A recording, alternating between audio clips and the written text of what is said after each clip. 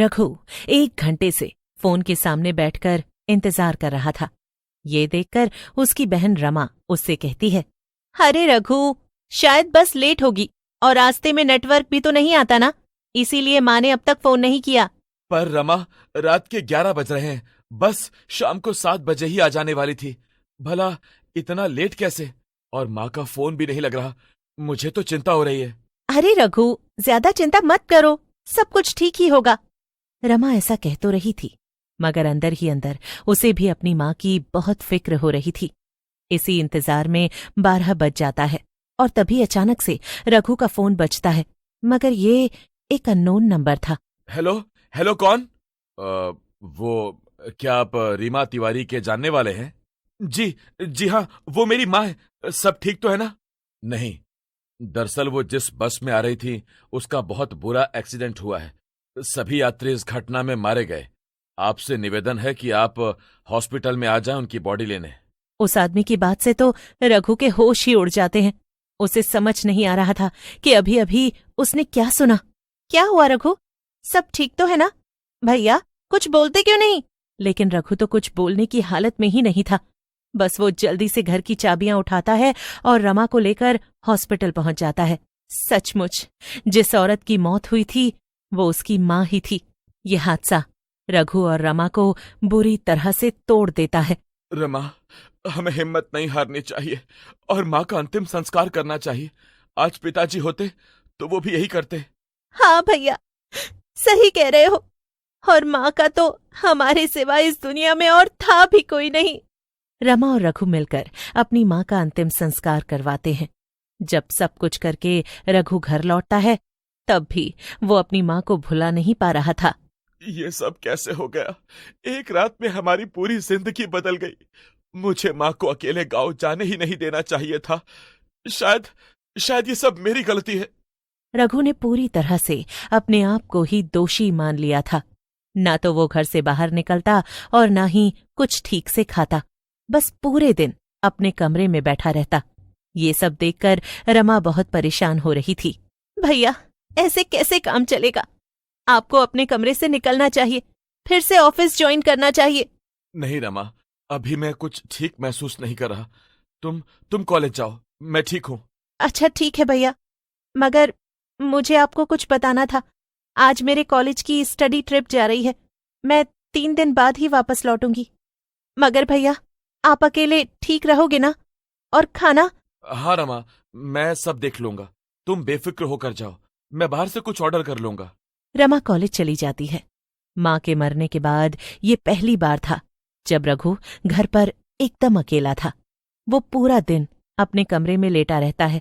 न उसने घर की लाइट्स ऑन की और न ही पूरा दिन कुछ खाने को बनाया। वो बस अंधेरे में लेटा अपनी माँ के बारे में सोच रहा था।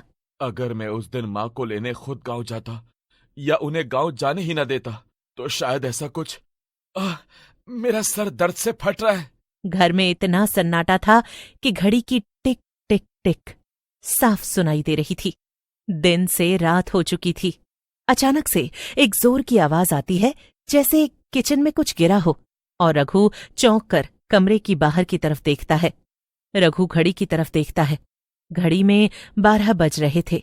पहले तो रघु को लगा कि शायद वो आवाज उसकी कल्पना है, लेकिन धीरे धीरे रसोई से आ रही आवाजें बढ़ने लगी और साथ ही रघु के दिल की धड़कनें भी। ये सब क्या हो रहा है? कौन है वहां? रघु अपने कमरे की लाइट ऑन करता है और डरते हुए रसोई की तरफ जाता है। रघु धीमे से रसोई की लाइट जलाता है और सामने का नजारा देखकर उसकी सांसें थम जाती हैं। उसके सामने एक औरत खड़ी थी, दूसरी तरफ मुंह करके। उस औरत की साड़ी बिल्कुल वैसी थी जैसी रघु की माँ पहनती थी, मगर वो चुपचाप खड़ी थी। अचानक से वो एक धीमी आवाज में कहती है, रघु, खाना खा ले। वो आवाज ऐसी थी जिससे रघु डर के मारे कांप उठा और अचानक से वो औरत गायब हो गई, जैसे वो पहले कभी वहां थी ही नहीं। कुछ देर सोचने के बाद उसने खुद को समझाया कि ये उसके गिल्ट का असर हो सकता है। हाँ, शायद मुझे कुछ खा लेना चाहिए। शायद इसीलिए मेरे साथ ये सब हो रहा है। मेरा दिमाग खराब हो रहा है। वो सोने के लिए अपने कमरे में जाने लगता है, मगर इस बार उसने रसोई की लाइट्स ऑन छोड़ दी थी। लेकिन अब जब वो अपने कमरे में आता है तो चौंक जाता है। रघु को याद आता है कि अक्सर उसकी माँ उससे खिड़कियां बंद रखने को कहती थी ताकि ठंडी हवा अंदर न आए। कुछ सोचते हुए रघु फिर से अपने बेड पर लेट जाता है। वो आंखें बंद करके सोने की कोशिश करता है, लेकिन रात भर उसे घर में ऐसी आवाजें सुनाई देती हैं जैसे घर में किसी की आहट हो, कोई चल रहा हो, जैसे वो अकेला ना हो। किसी तरह बेचैनी में उसकी रात बीतती है। 3 दिन बाद जब सुबह रमा घर लौटती है तो रघु की हालत देखकर चौंक जाती है। ये क्या हुआ भैया, आप ठीक तो हो ना? नहीं रमा, हम घर में अकेले नहीं हैं, हमारे साथ कोई है। माँ हमारे साथ है रमा, वो गई नहीं, वो यही है। मैंने उनकी आवाजें सुनी, उनके कदमों की आहटें, कभी कमरे में हवा के साथ महसूस होने वाली ठंडी सनसनाहट। कमरे में अचानक दरवाजे खुद ब खुद बंद होने लगते हैं और कभी कभी खिड़कियों से अजीब सा हवा का झोंका अंदर आता है। हो ना हो ये सब माँ ही कर रही हैं। भैया, मैं अभी आपके लिए पानी लेकर आती हूँ, आप यहीं रुकिए। रमा रसोई में जाती है, मगर देखती है कि वहां पहले से ही एक गिलास पानी सामने रखा हुआ था।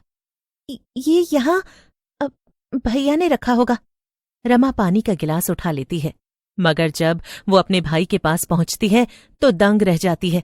अपने भाई के पीछे उसे एक काला साया दिखाई देता है जो उसके साथ था, ऐसे जैसे वो उससे जुड़ा हुआ हो। रघु रमा की तरफ देखकर कहता है, क्या हुआ रमा, क्या तुम्हें भी वो दिखाई दे रही हैं? नहीं भैया, चलो यहां से। रमा अपने भाई को लेकर घर से बाहर निकल जाती है। वो पड़ोस की शीतल आंटी के घर चली जाती है और उन्हें सारी बात बता देती है। क्या सचमुच रमा? हाँ आंटी। रमा की सारी बात सुनकर शीतल बुरी तरह डर जाती है। उसके चेहरे से ऐसा लग रहा था जैसे वो पहले से कुछ जानती हो। क्या हुआ आंटी?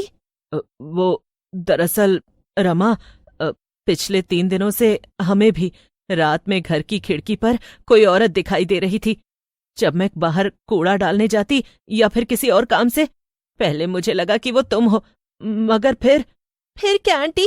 फिर मैंने जब गौर किया तो वो औरत तुम नहीं थी, बल्कि वो सविता थी। क्या? मगर वो कौन है आंटी? वो मर चुकी है।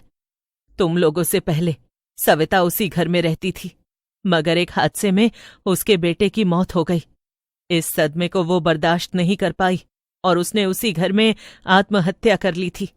कई लोगों ने कहा कि मरने के बाद वो उसी घर में भटकती थी, मगर हमने उसे कभी नहीं देखा। शायद जब उसने रघु को ऐसी हालत में देखा तो वो वापस आ गई। रघु, तुम अपनी माँ के लिए जिस तरह से परेशान हो, वैसे ही मरने से पहले सविता अपने बेटे के लिए परेशान थी और वो तुम्हें दर्द में नहीं देख पा रही। तो अब हमें क्या करना चाहिए आंटी? रघु, तुम जिस गिल्ट में हो वो सही नहीं। तुम्हारी माँ के मरने में तुम्हारा कोई दोष नहीं था। ये सोचना छोड़ दो और हमें उस घर में हवन कराना चाहिए जिससे सविता की आत्मा को भी शांति मिले। रमा और रघु शीतल की बात मान लेते हैं। वो घर में हवन करवाते हैं। पंडित जी जैसे जैसे मंत्र पढ़ रहे थे, हवन कुंड से उठता धुआं पूरे घर में फैल रहा था। अचानक से रसोई की तरफ से वही जानी पहचानी ठंडी हवा चलती है। रघु, अब डर मत, आगे बढ़। उसी पल हवन की आग तेज भभक उठती है। घर में फैली ठंडक धीरे धीरे खत्म होने लगती है।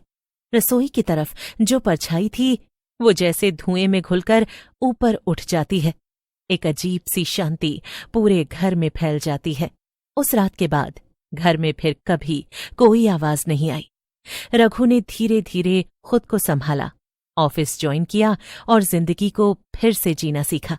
कभी कभी जब वो रात में खाना छोड़ देता है तो उसे लगता है जैसे कहीं दूर से कोई माँ जैसी आवाज फुसफुसा कर कह रही हो, बेटा खाना खा ले।